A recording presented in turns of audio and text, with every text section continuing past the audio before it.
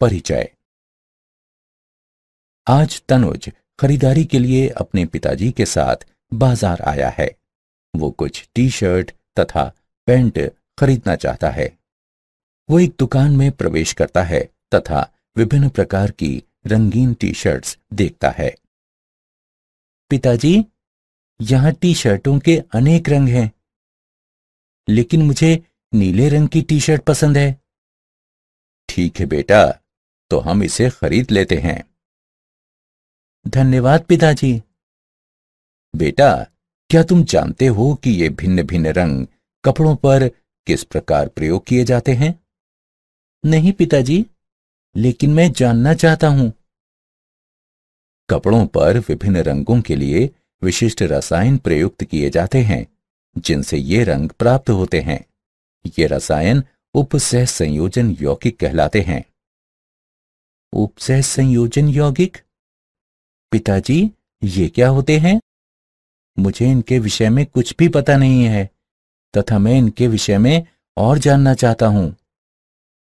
विद्यार्थियों, आज हम उपसह संयोजन यौगिक के बारे में विस्तार से अध्ययन करेंगे।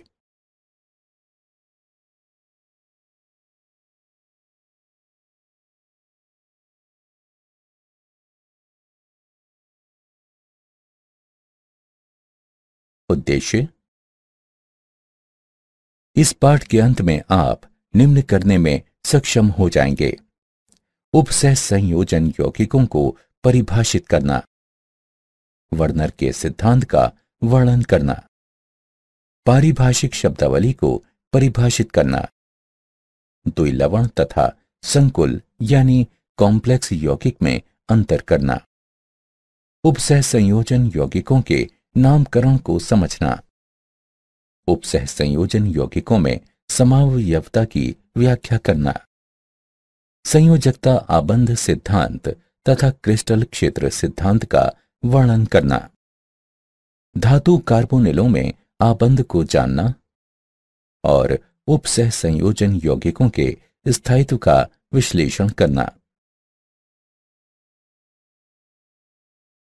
परिभाषा: अकार्बनिक रसायन की वो शाखा जिसमें उपसह संयोजन यौगिकों का अध्ययन किया जाता है, उपसह संयोजन रसायन कहलाती है। उपसह संयोजन यौगिक में एक केंद्रीय धातु परमाणु होता है, जो कि तटस्थ अणुओं की एक उपयुक्त संख्या से घिरा होता है तथा साधारणतः विलयन के साथ ही ठोस अवस्था में अपनी पहचान को बनाए रहते हैं। ये यौगिक खनिजों तथा पौधों में व्यापक रूप से उपस्थित होते हैं। ये अनेक वास्तविक जीवन के क्रियाकलापों जैसे जल की कठोरता का आकलन करना, मृदा तथा पौधे का उपचार तथा कपड़ा रंगाई में प्रयुक्त होते हैं।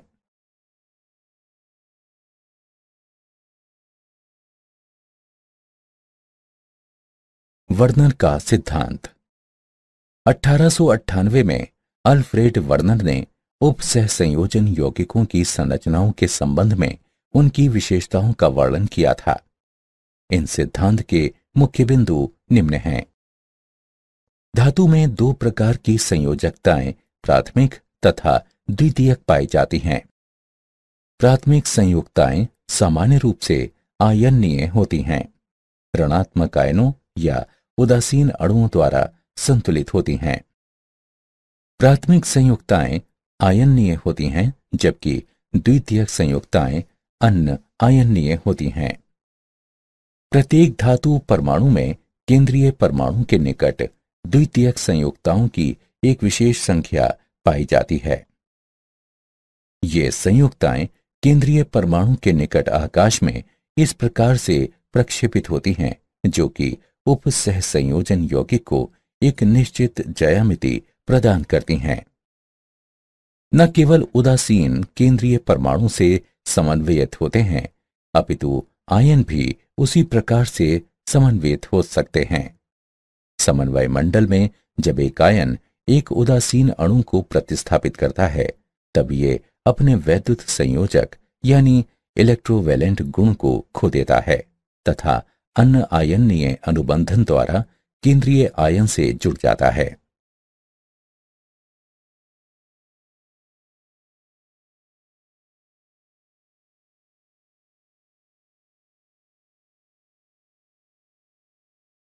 समन्वय सत्ता।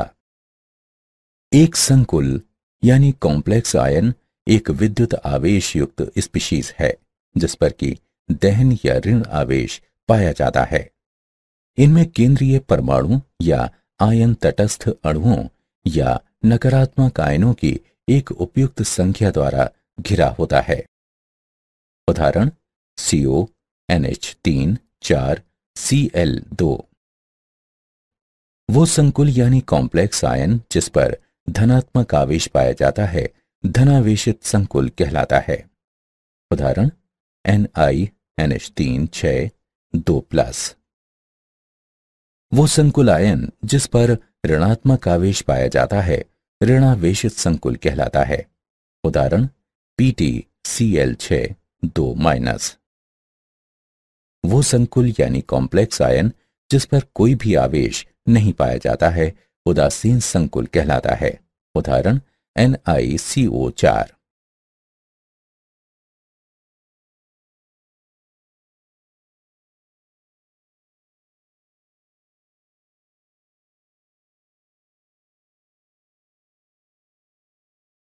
लिगंड ऐसे उदासीन अणु या आयन जो कि एक संकुल में धातु आयन को घेरते हैं लिगंड कहलाते हैं।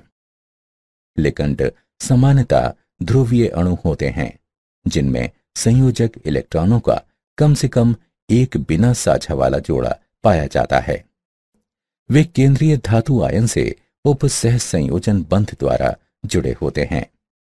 लिगंड में उपस्थित परमाणु जो कि केंद्रीय धातु परमाणु के साथ समन्वय बंध बनाता है उपसह संयोजित परमाणु या दाता परमाणु कहलाता है। लिगंड एक या अनेक दाता स्थल से युक्त होता है। दाता स्थल यानी स्थान की संख्याओं के आधार पर लिगंड निम्न प्रकार के होते हैं।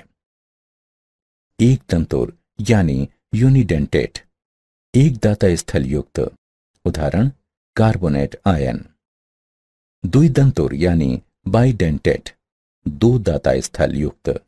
उदाहरण ऑक्सलेट आयन। त्रिदंतुर यानी ट्राइडेंटेट तीन दाता स्थल युक्त। उदाहरण ट्राइएथिलीन ट्राइएमीन। चतुर्दंतुर टेट्राडेंटेट यानी चार दाता स्थल युक्त। उदाहरण ट्राइएथिलीन टेट्राएमीन। षटदंतुर हेक्साडेंटेट छह दाता स्थल युक्त। उदाहरण ethylene diamine tetra acetate ion. एक परमाणु में केवल एक ही दाता स्थल हो सकता है लेकिन एक अणु में एक से अधिक दाता स्थल हो सकते हैं।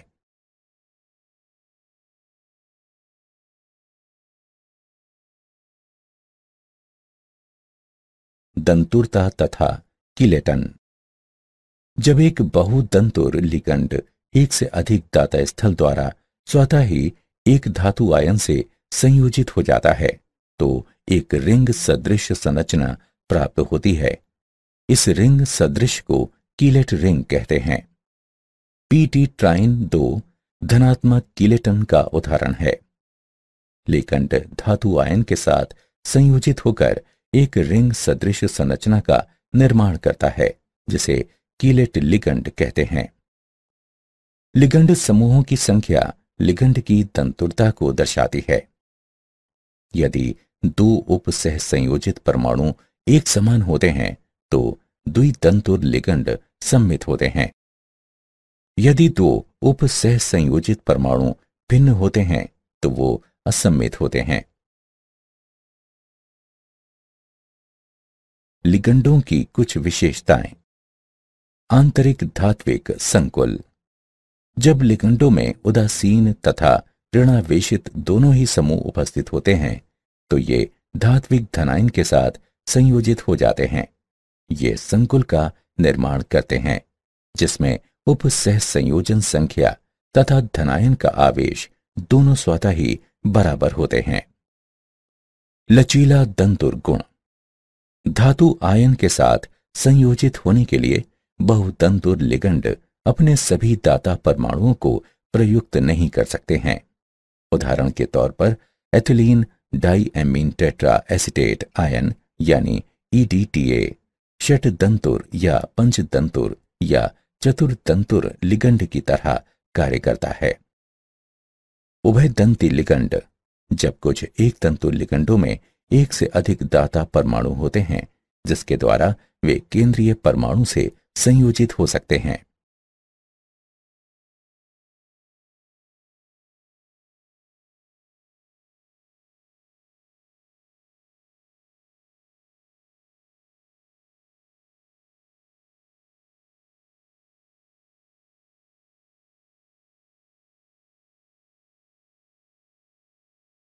समन्वय मंडल तथा समन्वय संख्या। समन्वय मंडल संकुलों में केंद्रीय धातु आयन अन्य आयनीय लिगंडों के साथ जुड़ा होता है तो ये समन्वय मंडल कहलाता है। वो भाग जो कि गुरु कोष्ठक के बाहर उपस्थित होता है उपसह संयोजन मंडल कहलाता है। समन्वय मंडल में उपस्थित स्पीशीज अनआयनीय होती हैं। आयन मंडल में उपस्थित स्पीशीज आयनीय होती हैं। समन्वय संख्या। समन्वय मंडल में सभी लिगंड केंद्रीय धातु परमाणु के साथ जुड़े होते हैं जिसे कि धातु परमाणु की समन्वय संख्या कहते हैं।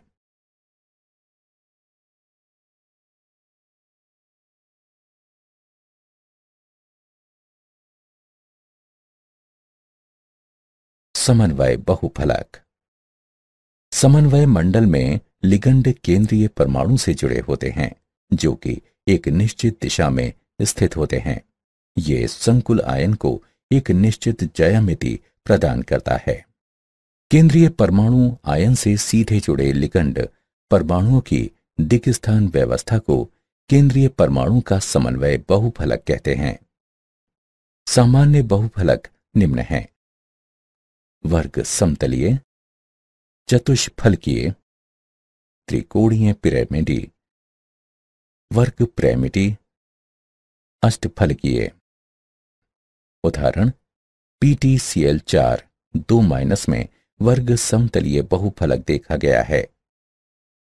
NiCO4 में चतुष्फलकीय बहुफलक देखा गया है तथा CONH3 6 3+ में अष्टफलकीय बहुफलक देखा गया है।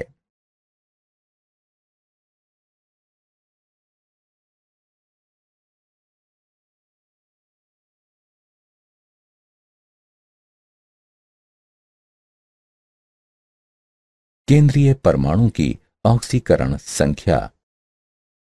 ऑक्सीकरण संख्या एक अवशिष्ट आवेश होता है जो कि केंद्रीय परमाणु पर तब पाया जाता है जब अन्य सभी परमाणु उससे निकल जाते हैं। संकुल पर पाया जाने वाला आवेश घटक भागों के आवेशों का कुल योग होता है। यदि संकुल उदासीन होता है तब घटकों के आवेशों का कुल योग 0 होता है। घटकों के आवेश का कुल योग ऋणावेशित या धनावेशित संकुल यानी कॉम्प्लेक्स के लिए समन्वय मंडल पर पाए जाने वाले आवेश के बराबर होता है। संकुल आयन पर कुल वैद्युत संयोजक आवेश आवेशित आयनों की संख्या जो कि उदासीन अणुओं को प्रतिस्थापित करने के लिए समन्वय मंडल में प्रवेश करते हैं उनमें परिवर्तित हो जाता है।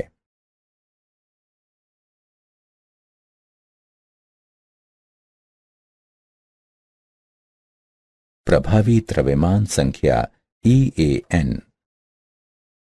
संकुल में केंद्रीय धातु परमाणु की प्रभावी द्रव्यमान संख्या की गणना दिए गए सूत्र द्वारा आसानी से की जा सकती है।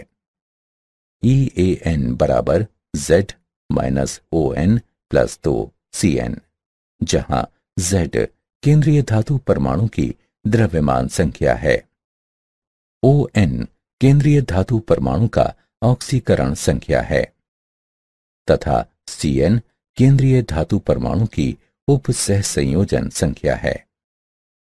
यदि प्रभावी द्रव्यमान संख्या अगली नोबल गैस की द्रव्यमान संख्या के बराबर होती है तो एक स्थायी संकुल यानी कॉम्प्लेक्स का निर्माण होता है। उदाहरण FeCO5 की प्रभावी द्रव्यमान संख्या बराबर 26 - 0 +2 गुणे 5 बराबर 36 के बराबर है। प्रभावी द्रव्यमान संख्या नियम अनेक विषयों में लागू होता है। Ni2, CO2, Ag1 के संकुल सामान्यतः इस नियम का अनुसरण नहीं करते हैं। FeCl4-1 तथा FeCN6 3- में Fe इस नियम का अनुसरण कभी नहीं करता है।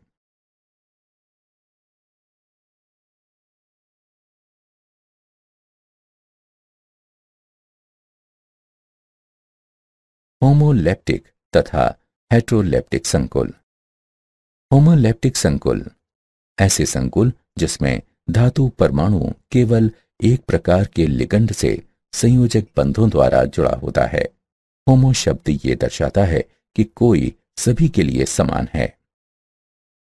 उदाहरण के तौर पर CONH3 6 3+ तथा FeCN 6 4-।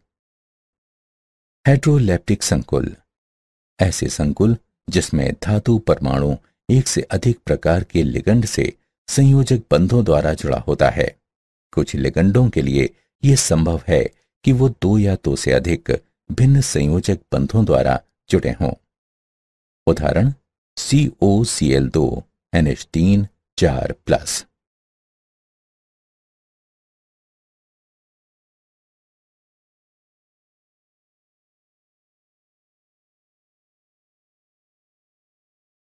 द्विलवण तथा संकुल यौगिक में अंतर। चलो अब द्विलवण तथा संकुल यौगिक के मध्य कुछ महत्वपूर्ण अंतर जानते हैं।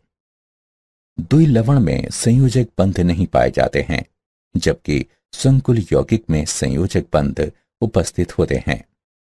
द्विलवण ठोस अवस्था में विद्यमान होते हैं, जबकि संकुल यौगिक ठोस अवस्था के साथ साथ जलीय विलयनों में भी विद्यमान होते हैं। द्विलवण जलीय विलयन में अपनी पहचान खो देते हैं, जबकि संकुल यौगिक जलीय विलयन में अपनी पहचान नहीं खोते हैं। द्विलवण में 2 लवण समान अनुपात में पाए जाते हैं, जबकि संकुल यौगिकों में 2 आयनों से मिलकर बना होता है, जो कि समान अनुपात में हो भी सकते हैं और नहीं भी। द्विलवण में धातु आयन अपनी सामान्य संयोजकताओं को दर्शाते हैं, जबकि संकुल लवण में धातु आयन अपनी प्राथमिक तथा द्वितीयक संयोजकताओं को दर्शाते हैं। द्विलवण जलीय विलयन में सरल आयनों का निर्माण करते हैं, जबकि संकुल यौगिक जलीय विलयन में संकुल आयनों का निर्माण करते हैं।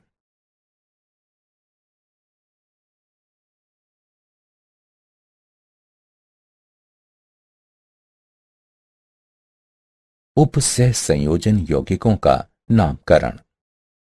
उपसह संयोजन यौगिक तथा संकुल सूत्रबद्ध होते हैं तथा इनके जो नाम अपनाए गए हैं वे international union of pure and applied chemistry यानी IUPAC की अनुशंसाओं पर आधारित हैं। नियम 1। धनायन का नाम ऋणायन से पहले लिखा जाता है। नियम 2। स्पीशीज जो कि समन्वय मंडल में स्थित होती हैं एक ही शब्द में लिखी जाती हैं। नियम 3। लिगंडों को अंग्रेजी वर्णमाला के क्रम में लिखा जाता है तथा उनकी संख्याओं को डाई, ट्राई, टेट्रा इत्यादि से प्रदर्शित किया जाता है। नियम 4। H2O को एक्वा कहा गया है, NH3 को एमीन कहा गया है, NH2 को एमाइन कहा गया है तथा ऋणावेशित लिगंडों के नाम के अंत में O आता है। नियम 5। ऋणावेशित संकुल के अंत में एट लगा होता है। उदासीन तथा धनावेशित संकुलों में कोई भी परिवर्तन नहीं होता है। नियम 6। केंद्रीय धातु की ऑक्सीकरण अवस्था को कोष्ठक में रोमन अंकों द्वारा दर्शाया जाता है।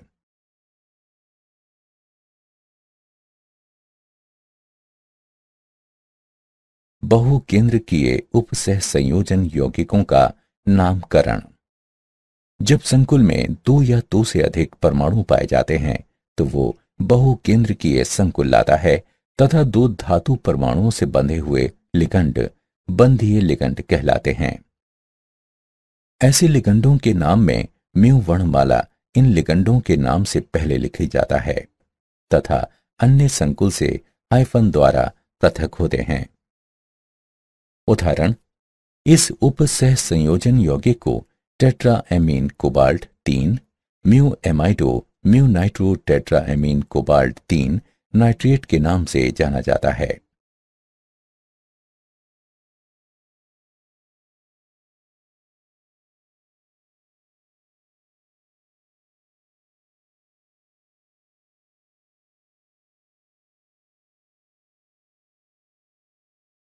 उपसह संयोजन यौगिकों के नामकरण के उदाहरण। चलिए उपसह संयोजन यौगिकों के नामकरण का एक उदाहरण लेते हैं। CrH2O 4 Cl2Cl उपसह संयोजन यौगिक का क्या नाम है? चलो विलयन को देखते हैं। उपसह संयोजन यौगिक के सूत्र में संकुल पहले लिखा जाता है, इसलिए ये धनावेशित संकुल है तथा इसका नाम पहले लिखा जाता है। नियमों के अनुसार संकुल के नामकरण के समय लिगंडों का नाम पहले लिखा जाता है, इसके बाद केंद्रीय धातु आयन का नाम लिखा जाता है। लिगंडों को वर्णमाला के क्रम में लिखा जाता है, अतः एक्वा पहले आता है तथा उसके बाद क्लोरो आता है।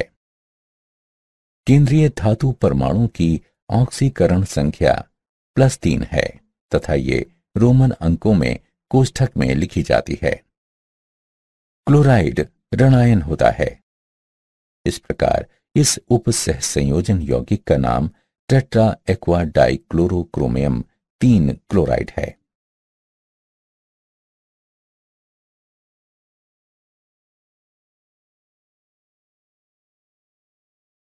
उपसह संयोजन यौगिकों का सूत्र लिखना। जब उपसह संयोजन यौगिकों का नामकरण दिया होता है तब इसका सूत्र लिखते समय कुछ नियमों का अनुसरण करना पड़ता है। नियम 1, धनायन का सूत्र पहले लिखा जाता है, उसके बाद उसके ऋणायन का सूत्र लिखा जाता है। नियम 2, समन्वय मंडल गुरु कोष्ठक में लिखा जाता है। नियम 3, समन्वय मंडल में चिन्हों का क्रम जो कि केंद्रीय धातु को पहले प्रदर्शित करता है, लिगंडों से उनके वर्णमाला क्रम से पहले लिखा जाता है। नियम 4, बहु परमाणुक लिगंड के सूत्र को कोष्ठक में लिखते हैं। नियम 5, समन्वय मंडल के भीतर लिगंडों तथा केंद्रीय धातु परमाणु के मध्य कोई भी स्थान नहीं होता है। नियम 6, उपसह संयोजन यौगिक में धनायन का आवेश ऋणायन के आवेश द्वारा संतुलित होता है। उपसह संयोजन यौगिकों में समावयवता। 2 या 2 से अधिक रासायनिक यौगिक जिनके रासायनिक सूत्र समान किंतु संरचनाएं भिन्न होती हैं, समावयवी कहलाते हैं तथा इस प्रक्रिया को समावयवता कहते हैं। उपसह संयोजन यौगिकों में लिगंड किसी दिए गए धातु परमाणु के चारों ओर एक विशिष्ट दिशा में व्यवस्थित होते हैं। धातु आयन के चारों तरफ लिगंडों की स्थिति तथा क्रम के आधार पर अनेक समावयवी संभावनाएं बन जाती हैं। समावयवियों को विस्तृत स्तर पर 2 मुख्य श्रेणियों में वर्गीकृत किया जा सकता है, संरचनात्मक समावयवी तथा त्रिविम समावयवी। संरचनात्मक समावयवी। संरचनात्मक समावयवियों में केंद्रीय धातु परमाणु के चारों ओर लिगंडों का भिन्न क्रम उपस्थित होता है। विभिन्न प्रकार के संरचनात्मक समावयवी निम्न प्रकार हैं। बंधनी समावयवता। ये समावयवता तब पाई जाती है जब लिगंड उभय दंती संलग्नी होते हैं तथा ये 2 या 2 से अधिक भिन्न परमाणुओं से जुड़ सकता है। उपसह संयोजन समावयवता। किसी संकुल में उपस्थित भिन्न धातुओं की धनायन एवं ऋणात्मक उप सहसंयोजन सत्ता के समय लिगंडों के अंतर परिवर्तन से इस प्रकार की समावयवता उत्पन्न होती है। आयनन समावयवता, ये समन्वय मंडल में उपस्थित संकुल आयन तथा इसके बाहर उपस्थित आयन के मध्य समूहों के आदान प्रदान के कारण होती है। ये समावयवी विलयन में विभिन्न आयनों को देते हैं, जबकि इनके रासायनिक सूत्र समान ही होते हैं। हाइड्रेट समावयवता, ये विलायक की क्षमता के कारण होती है। सामान्यतः समावयवियों की संख्या प्रदान करने के लिए समन्वय मंडल के आंतरिक तथा बाईं ओर जल अणु विभिन्न माध्यम से निकलते हैं।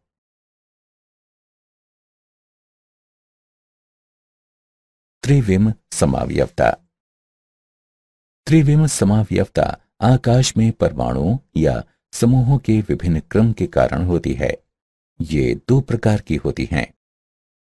ज्यामितीय समावयवता, इस प्रकार की समावयवता हेटेरोलेप्टिक संकुलों में पाई जाती हैं, जिनमें लिगंडों की भिन्न ज्यामितीय व्यवस्थाएं संभव हो सकती हैं। जब दो अभिन्न लिगंड निकटवर्ती स्थानों पर पाए जाते हैं, तब ऐसे समावयव समपक्ष समावयव कहलाते हैं। जब दो अभिन्न लिगंड एक दूसरे के विपरीत क्रम में पाए जाते हैं, तब ऐसे समावयव विपक्ष समावयव कहलाते हैं। Ma2B2 प्रकार के 4 उप सहसंयोजन संकुल तथा Ma4B2 प्रकार के 6 उप सहसंयोजन संकुल ज्यामितीय समावयवता दर्शाते हैं। ध्रुवण समावयवता, ध्रुवण समावयव एक दूसरे के तर्पण प्रतिबिंब होते हैं, जिन्हें एक दूसरे पर अध्यारोपित नहीं किया जा सकता। इन्हें प्रतिबिंब रूप या एनेंटिओमर कहते हैं। प्रतिबिंब रूप या एनेंटिओमर समतल ध्रुवित प्रकाश से भिन्न प्रकार से प्रतिक्रिया करते हैं। प्रतिबिंब रूप या एनेंटिओमर जब समतल ध्रुवित प्रकाश को क्लॉकवाइज यानी घड़ी के घूर्णन दिशा में मोड़ देता है, तो उसे दक्षिण ध्रुवण घूर्णक कहते हैं, तथा जब समतल ध्रुवित प्रकाश को एंटी क्लॉकवाइज यानी घड़ी के घूर्णन दिशा के विपरीत नहीं मोड़ता है, तो उसे वाम ध्रुवण घूर्णक कहते हैं। 3 द्विदंतोर लिगंडों से युक्त 6 उप सहसंयोजन संकुल केवल ध्रुवण समावयवता को दर्शाते हैं।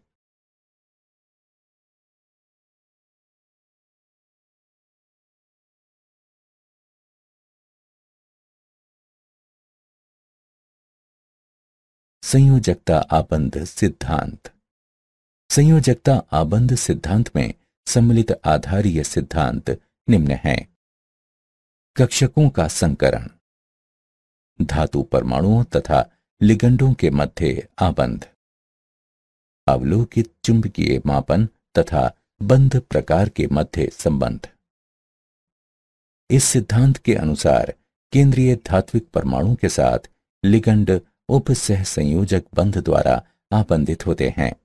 इस प्रकार लिगंड में इलेक्ट्रॉनों का एक युगल समूह अवश्य होना चाहिए तथा आबंध के लिए धातु के पास कुछ रिक्त कक्षक अवश्य होने चाहिए। उदाहरण के तौर पर K4MnCN6 के निर्माण का संयोजकता आबंध सिद्धांत के आधार पर वर्णन किया जा सकता है। बाह्य कक्षक संकुल, वह संकुल जिसमें बाह्य ऑर्बिट के डी कक्षक आबंध के लिए प्रयुक्त होते हैं, बाह्य कक्षक संकुल कहलाते हैं। आंतरिक कक्षक संकुल, वो संकुल जिसमें आंतरिक ऑर्बिट के डी कक्षक आबंध के लिए प्रयुक्त होते हैं, आंतरिक कक्षक संकुल कहलाते हैं। उच्च प्राचक्रण संकुल, वो संकुल जिसके एक निश्चित इलेक्ट्रॉनिक विन्यास में अयुग्मित इलेक्ट्रॉनों की संख्या अधिकतम होती है, उच्च प्राचक्रण संकुल कहलाता है।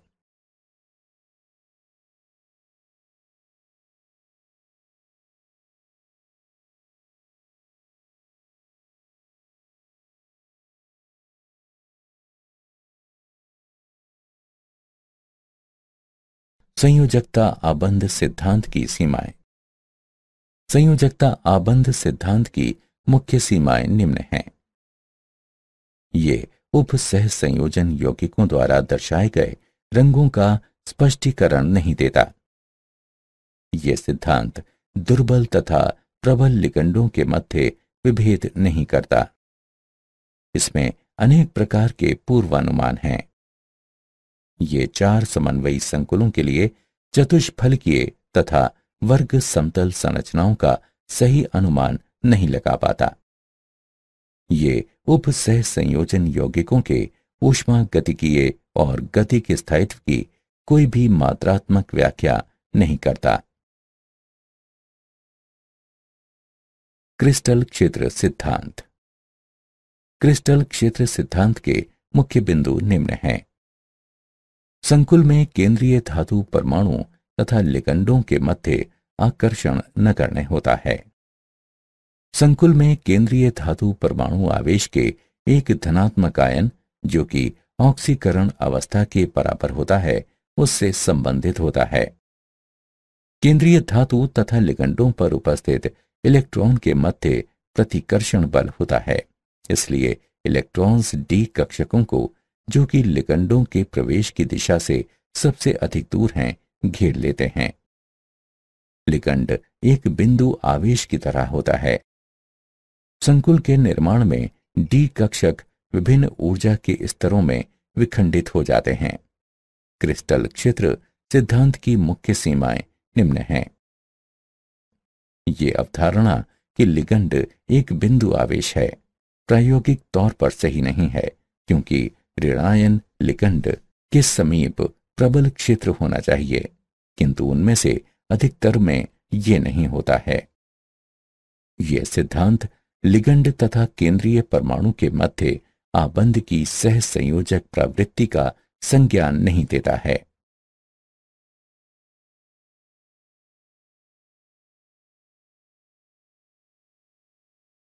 डी कक्षकों का क्रिस्टल क्षेत्र विपाटन।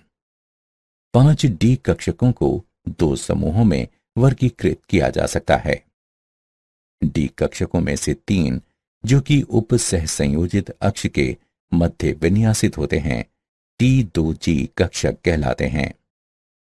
अन्य 2 डी कक्षक, जो कि उप सह संयोजित अक्ष के समांतर विन्यासित होते हैं, EG कक्षक कहलाते हैं। मुक्त धातु आयनों के संबंध में सभी 5 डी कक्षकों में समान ऊर्जा होती है, लेकिन लिगंडों की एक जोड़ी से उनका संबंध तथा ऊर्जाएं घट जाती हैं।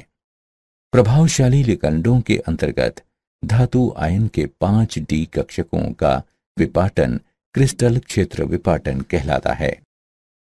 ये डेल्टा के द्वारा दर्शाया जाता है तथा क्रिस्टल क्षेत्र विपाटन ऊर्जा कहलाती है। वे लिगंड जो अधिक क्रिस्टल क्षेत्र विपाटन उत्पन्न करते हैं प्रबल लिगंड कहलाते हैं, जबकि जो लिगंड कम क्रिस्टल क्षेत्र विपाटन उत्पन्न करते हैं दुर्बल लिगंड कहलाते हैं।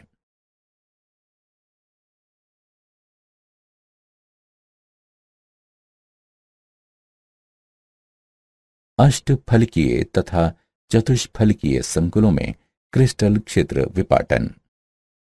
अष्टफलकीय संकुलों यानी कॉम्प्लेक्सों में 6 लिगंड उप सह संयोजित अक्ष के साथ केंद्रीय धातु आयन से जुड़े होते हैं। ऐसा अक्ष DX2 घटा Y2 तथा DZ2 कक्षक होता है। इन कक्षकों के स्तर में कक्षकों के T2G से अधिक ऊर्जा होती है। चतुष्फलकीय संकुल यानी कॉम्प्लेक्स में 4 लिगंड शंकु के एकांतर कोण तथा शंकु के केंद्र पर केंद्रीय आयन घेर सकते हैं। इस स्थिति में कक्षक का T2G समूह संबंधित निकटवर्ती लिगंडों से जुड़ा होता है तथा इसलिए डी कक्षकों के T2G समूह में कक्षकों के EG समूह की अपेक्षा अधिक ऊर्जा पाई जाती है। डेल्टा T तथा डेल्टा O में संबंध दिया गया है। डेल्टा T बराबर 4/9 डेल्टा O।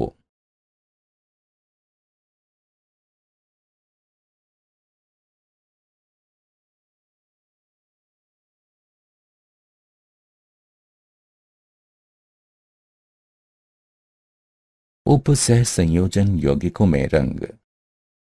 संकुलों का रंग स्पेक्ट्रम के दृश्य क्षेत्र में प्रकाश के अवशोषण तथा पूरक रंग की किरणों के कारण होता है।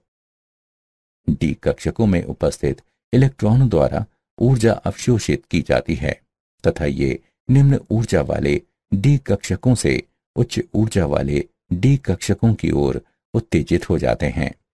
जब ये निम्न ऊर्जा वाले डी कक्षकों में वापस आते हैं तब ये ऊर्जा को प्रसारित करते हैं। संक्रमण धातुओं के उपसह संयोजन यौगिकों का रंग लुभावना होता है। जलीय विलयन में एक्वा संकलों की उपस्थिति के कारण रंग अवलोकित होते हैं। उपसह संयोजन संख्या तथा लिगंडों की प्रकृति में परिवर्तन के कारण रंगों में भी परिवर्तन आता है। ऑक्सीकरण अवस्था में परिवर्तन के कारण रंग में भी परिवर्तन आता है।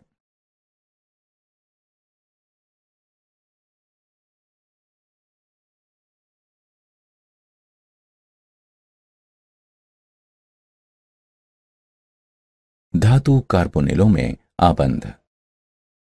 होमोलेप्टिक कार्बोनिल यौगिक जिनमें केवल कार्बोनिल लिगंड हों अधिकतर संक्रमण धातुओं द्वारा निर्मित होते हैं।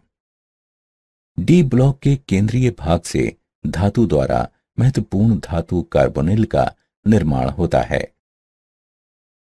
धातु कार्बोनिल आबंध में सिग्मा तथा पाई दोनों आबंध भाग लेते हैं। कार्बन मोनोऑक्साइड पर उपस्थित एकल युगल के साथ संक्रमण धातु के रिक्त डी कक्षक के परस्पर व्यापन से सिग्मा आबंध बनता है। पाई आबंध धातु के पूरित डी कक्षकों में से एक इलेक्ट्रॉन युगल को कार्बन मोनोऑक्साइड के रिक्त प्रतिआबंधन पाई कक्षक में दान करने से बनता है। धातु कार्बोनिलों की विशेषताएं। धातु कार्बोनिलों की कुछ मुख्य विशेषताएं निम्न हैं।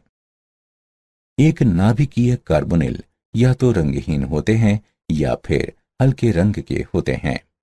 बहुनाभिकीय कार्बोनिल अधिक गहरे रंग के होते हैं। धातु कार्बोनिल कमरे के ताप तथा दाब पर अधिकतर ठोस अवस्था में पाए जाते हैं, सिवाय लोहा तथा निकेल कार्बोनिल के जो कि तरल अवस्था में होते हैं। केंद्रीय धातु तथा CO लिगंडों के कारण ये अत्यधिक क्रियाशील होते हैं। एक नाभिकीय कार्बोनिल वाष्पशील तथा विषैले होते हैं। अधिकतर धातु कार्बोनिल हाइड्रोकार्बन विलायकों में घुलनशील होते हैं। धातु कार्बोनिल औद्योगिक उत्प्रेरकों तथा जैव संश्लेषण में अग्रदूतों की भांति प्रयोग किए जाते हैं।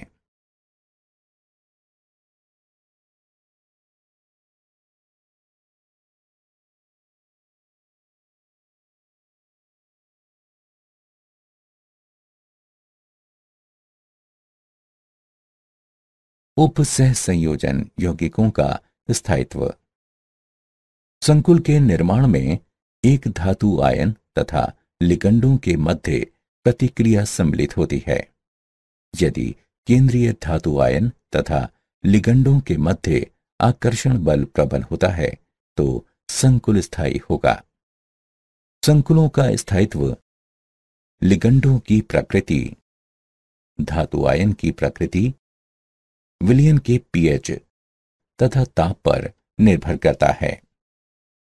विलयन में संकुल का निर्माण एक प्रतिवर्ती क्रिया है तथा ये बाह्य तापीय प्रक्रिया है।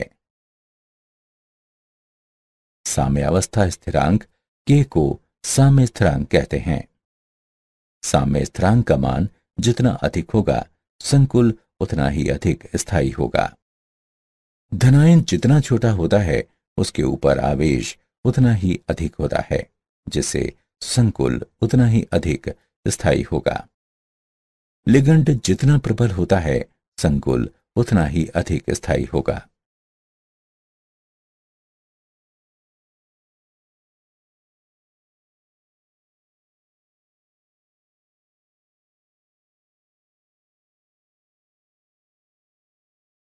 उपसह संयोजन यौगिकों का अनुप्रयोग। उपसह संयोजन यौगिकों के कुछ महत्वपूर्ण अनुप्रयोग निम्न हैं। बॉक्साइट NaOH के साथ उत्पन्न संकुल यानी कॉम्प्लेक्स से शुद्ध किया जाता है। कठोर जल में Ca2+ तथा Mg2+ के आकलन के लिए EDTA का प्रयोग किया जाता है।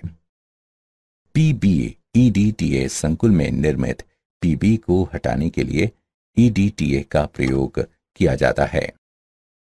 हीमोग्लोबिन में Fe पाया जाता है। क्लोरोफिल में Mg पाया जाता है। विटामिन B12 में CO2+ उपस्थित होता है। कैंसर के उपचार में समपक्ष प्लेटिन का ट्यूमर विरोधी कारक की भांति प्रयोग किया जाता है। ये फोटोग्राफी में प्रयोग होते हैं।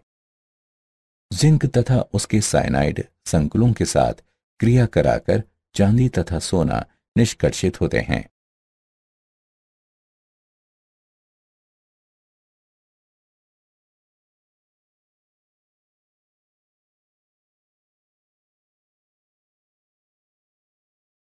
क्या आप जानते हैं उपसह संयोजन यौगिकों का उपयोग वैद्युत लेपन में किया जाता है। एक यौगिक में उपसह संयोजन तथा आयन के मध्य अंतर को समझने के लिए अल्फ्रेड वर्नर ने 1893 में एक सिद्धांत प्रतिपादित किया था।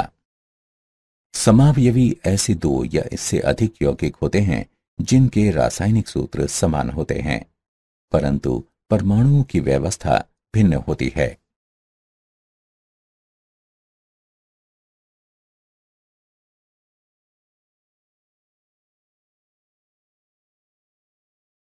सारांश। आइए हमने जो कुछ सीखा है उसे संक्षेप में दोहराएं। उपसह संयोजन यौगिक में एक केंद्रीय धातु परमाणु पाया जाता है जो कि उदासीन अणुओं की एक उपयुक्त संख्या द्वारा घिरा होता है तथा सामान्यतः ये विलयनों के साथ साथ ठोस अवस्था में अपनी पहचान को बनाए रखता है। प्राथमिक संयोजकता ऋणात्मक आयनों के द्वारा, जबकि द्वितीयक संयोजकता या तो ऋणात्मक आयनों द्वारा या फिर उदासीन अणुओं के द्वारा संतुलित होती है। उदासीन अणु या आयन जो कि एक संकुल में धातु आयन को घेरते हैं लिगंड कहलाते हैं। वो लिगंड जो कि धातु आयन से समन्वयित होकर एक रिंग सदृश संरचना का निर्माण करता है कीलेट लिगंड कहलाता है। समन्वय मंडल में लिगंडों की कुल संख्या जो कि केंद्रीय धातु परमाणु से संलग्नित होती है धातु परमाणु की समन्वय संख्या कहलाती है।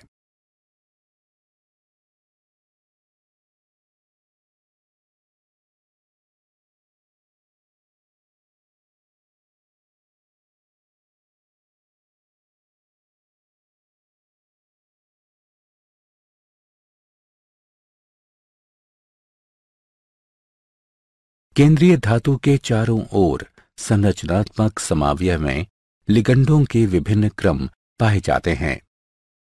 त्रिविम समावयवता आकाश में परमाणुओं समूहों के विभिन्न क्रमों के कारण होती है।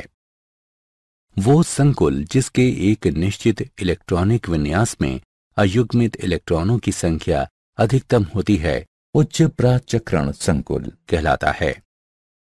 महत्वपूर्ण धातु कार्बोनिल्स D ब्लॉक के केंद्रीय भाग से धातु द्वारा निर्मित होते हैं।